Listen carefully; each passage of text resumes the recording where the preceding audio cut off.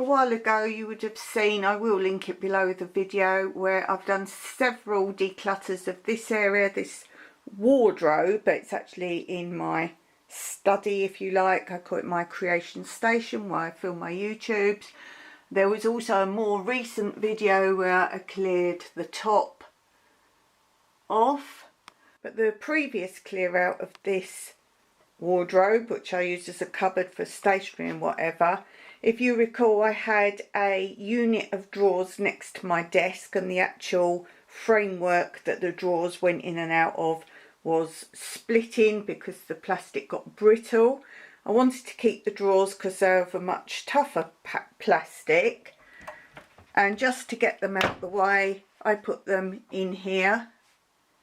I put them in here on this shelf, so obviously they're just stacked in each other for now. And I asked Mike if he could actually make some slidey area to get them in and out of. He measured and he said they look like they fit, but obviously they're deep inside each other. So he said, well, you take the rail out, there's a rail on the top, and he measured and they won't quite go, so he was going to put shelves in. There's still not quite enough room even with the rail taken out, because we have this dip at the top. So there's more space up there, but obviously not to get things in and out. So I suggested that he actually move this shelf here down a bit. There's plenty of room. I will re-sort out all the bottom bit. But obviously I wanted to wait till the drawers are in so I could put things in the drawers. And he's going to move this down a bit and make drawers, shelves for the drawers. So I've got it all done. Top row will eventually go. This is magazines to cut up and bits of paper, birthday cards, Christmas cards, but they're all filed in subjects, whether they're bits of trim, edgings, or things such as animals, celebrations, garden, all sorts of things. They're bits and pieces that eventually get used. So this is my craft odds and ends paper, things to cut up, and we have some different diagrams here, glue, and a file of art, how to do different things in art, anything I've collected, or odd little drawing patterns, templates, anything like that, and how to make the measurements for my boxes and those kind of things. And yes, all the shelves are done, all the drawers are done. They're so easy to pull in and out, and I won't label them because I've always had them in a set order, so I mostly know what they all contain. So I'll show you those. The top drawer, it's got my little board measure out on the top, and also on the top I've put the bag that I did have out separately, but it's better in there. These are all borders and rub-ons and stencils, as in letter stencils. And then this drawer contains beads, little cutouts, glitter, and when you stamp shapes, and you've got little cutout shapes when you've stamped, got little cutouts. And all my, it's not origami, but when I cut out stencils and they make into flowers and different things, any that I've pre-made up, and beads. So that's all in that one. The next drawer, I've just put on top my two little trays. These were old, they weren't video cases, they were language CDs, and they just make little good trays if you're sorting out sequins or anything like that. So I've put those on top, and then this one is all boxes I've organised of sequins. I covered these were Cyprus Delight boxes. I've covered them, and it's all different types of sequins in all of those, so that's why those trays will go well there.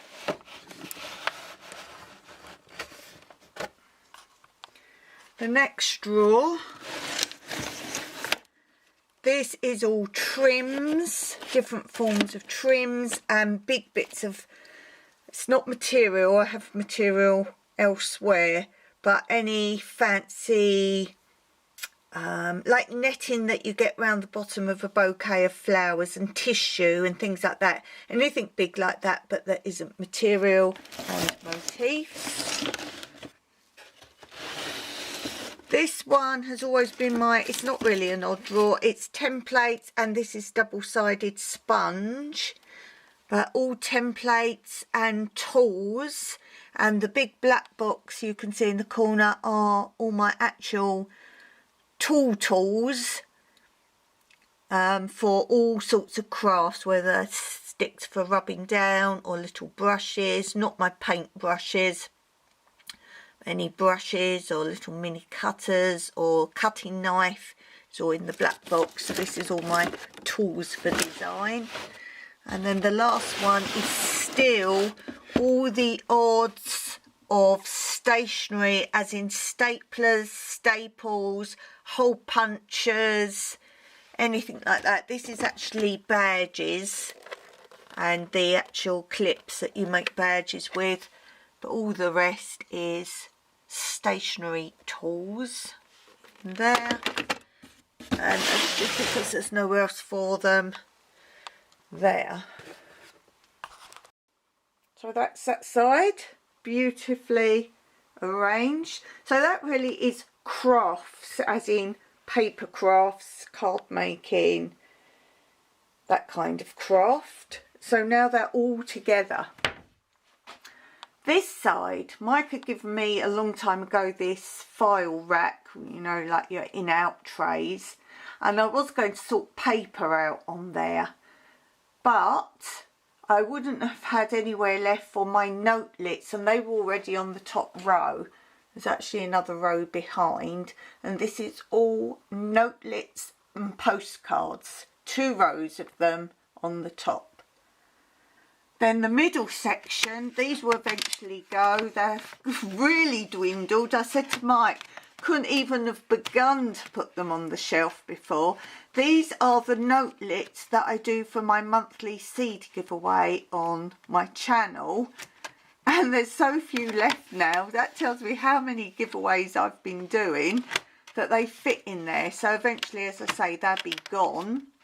But they're easy to reach each month.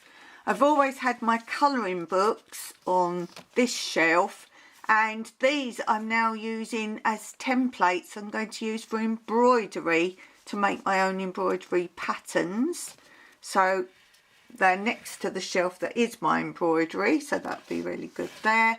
And then this bottom row, again this fits, and it wouldn't have fitted before. This is all I've got left of stationery, as in envelopes and writing paper.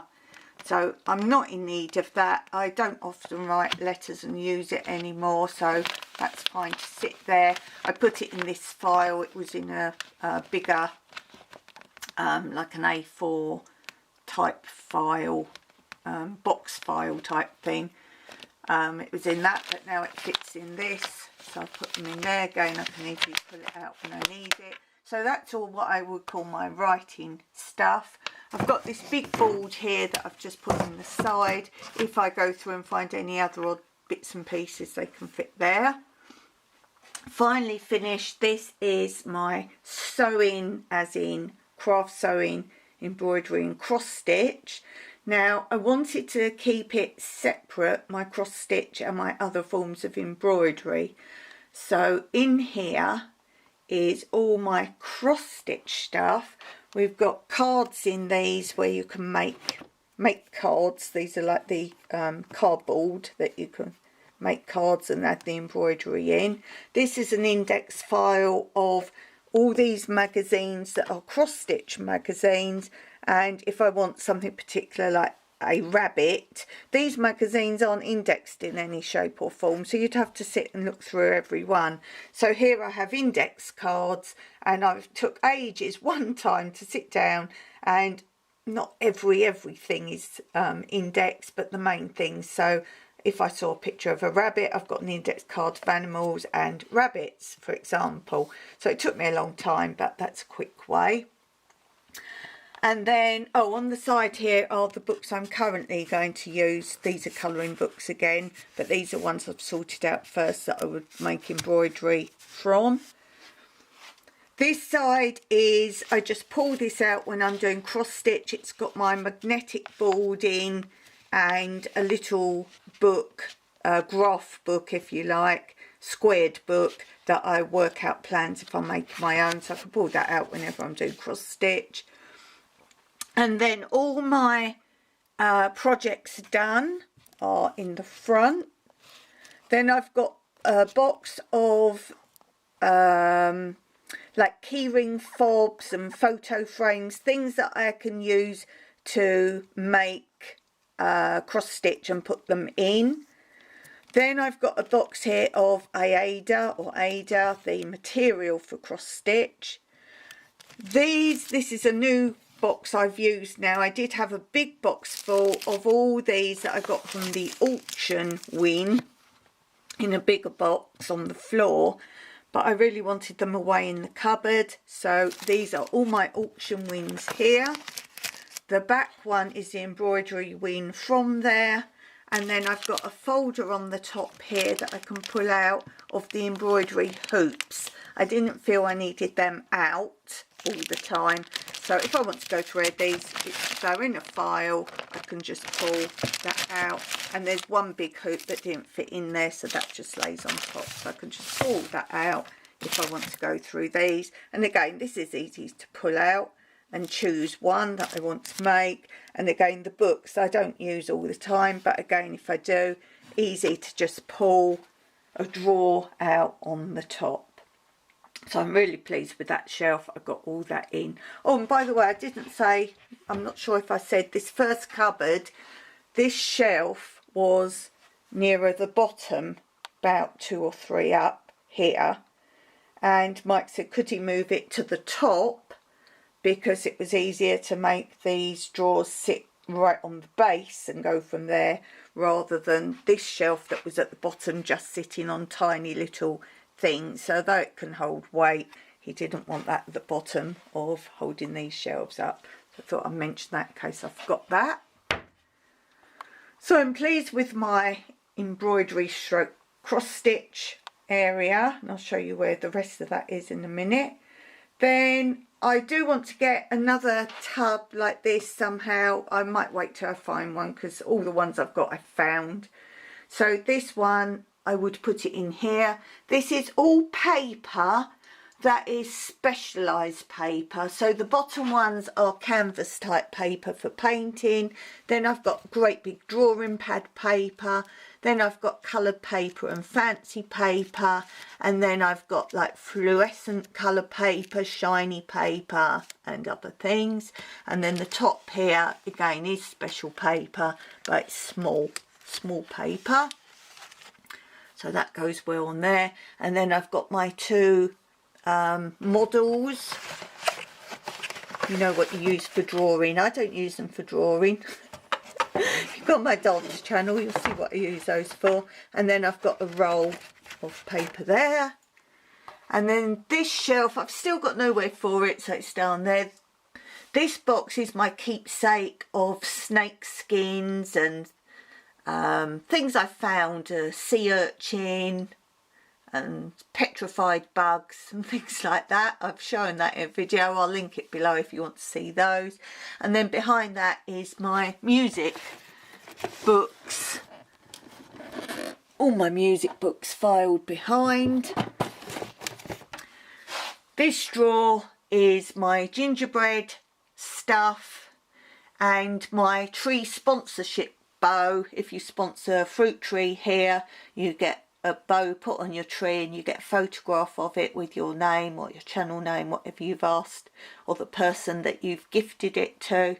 So that's in there safe. And the very bottom flat piece is things I had when I was teaching drama and also education. I don't know where to put them. They fit in there, so they're just staying there. And the yellow box is the gingerbread men.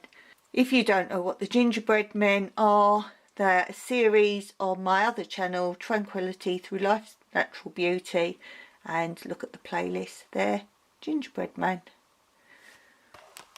And the last piece is here. This is my embroidery section and threads. So I think I've shown you already. This is a file I bought, and in here now I've got all my things that I've tested of embroidery. So I've got code numbers for the books, and I've gone through, and basically this is my file patterns if I'm not sure what sort of pattern I want to use. It's not every single pattern I've got, but if I try out a pattern, I'm adding it in this file. So I've got reference to some of the patterns, and I've also marked in the book if I could do them or not. I've got a hoop still because I'm still got space on there to practice. So that's a folder of different stitches of embroidery. I've then also got all my embroidery books and sheets in here. Anything that tells me stitches, how to do them is in here. And my 3 new books that I got from the charity shop, and I bought them with a donation from this Shoot Tourist channel, so go check Mr. Jimmy's channel out. So that's all stitches, and that's in the first tray. So again, I can just pick that up if I want it. Under there is my embroidery thread. This is purely for embroidery that isn't cross stitch. It's all nicely laid out in there. That's got all different types in there, thick, thin, different types of yarn. There's even some wool type ones here that I had. There, these are thicker ones. These are my new ones that I've just got. These are thin ones. I bought these more because I like the bobbins and I want the bobbins. So I've sorted those out. They don't fit that way. They're too tall, so they're laid there. As you see, I've taken out sections. This crate that I bought, all these are removable, which was great because these wouldn't have fitted in otherwise. So I took this whole middle section out. They fit in there. It's all my different ones. These last ones are the ones with the kit I'm doing at the moment, so they're separate, so I know what came with the kit. So that's those. And then underneath this, that can sit on the top, because underneath this is the drawer that I found from the dump, and all my embroidery that I'm working on is in here. So that's where I'm up to on that.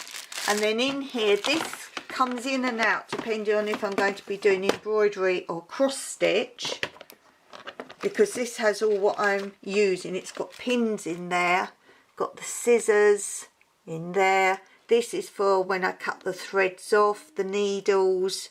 Got little tabs if I need them to mark a page in a book. All my threaders are in there. And as I say, scissors. And I've also got in here, I make these bobbins myself for my thread, and I keep a couple just to do a template. So they're for my threads.